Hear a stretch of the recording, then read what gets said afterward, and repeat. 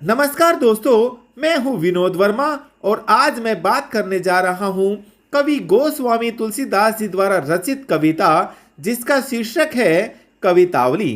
इस कविता में गोस्वामी तुलसीदास जी ने प्रस्तुत छंदों में युगीन विसंगतियों का चित्रण किया है।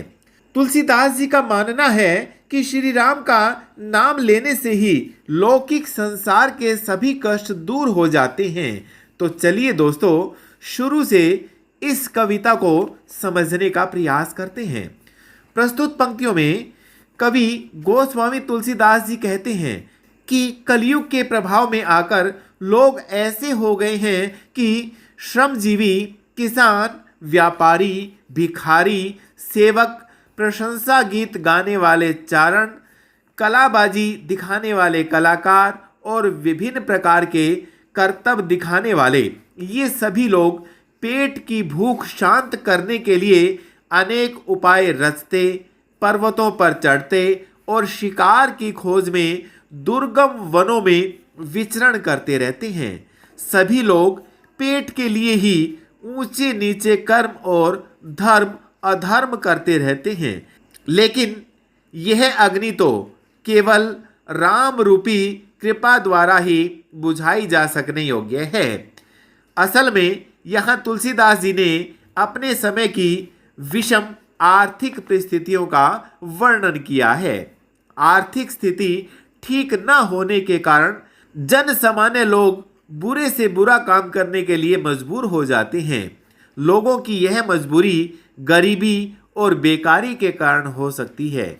कवि की दृष्टि में पेट की आग जंगल में लगने वाली आग से भी अधिक भयंकर और कष्टदायक होती है। इस भूख से उत्पन्न कष्टकारक स्थितियां मार्मिक होती हैं, लेकिन सबसे अधिक विषम और मार्मिक स्थिति वहां उत्पन्न होती है जब पेट की आग बुझाने के लिए लोग अपने पुत्र पुत्री तक को बेचने के लिए मजबूर हो जाते हैं। पेट की यह आग ही मनुष्य को धर्म अधर्म करने पर मजबूर करती है। प्रस्तुत पंक्तियों में कवि तुलसीदास जी कहते हैं कि हे राम, वर्तमान समय में किसानों द्वारा खेती नहीं होती, भिखारी को भीख नहीं मिलती, व्यवसायियों का व्यापार नहीं चलता और नौकरी चाहने वालों को नौकरी नहीं मिलती। इस प्रकार जीविका विहीन हो जाने के कारण सब लोग दुखी और शोक के वश में होकर एक दूसरे से कहते हैं कि कहाँ जाएं, क्या करें, कोई राह या उपाय नहीं सूझता। वेद और पुराण में कहा गया है और लोक में भी ऐसा देखा जाता है कि संकट के समय आप ही ने सब पर कृपा की है। हे दीन बंधु, मतलब हे गरीबों के मित्र, दरिद्रता रूपी रावण ने इस दुनिया को दबा लिया है। पाप की ज्वाला देखकर तो तुलसीदास जी अत्यंत परेशान होकर आपसे गरीब लोगों की सहायता के लिए प्रार्थना करते हैं। यहाँ कठिन आर्थिक स्थिति के कारण समाज में उत्पन्न आजीविका विहीनता की स्थिति को कवि ने अत्यंत मार्मिक ढंग से अभिव्यक्त किया है।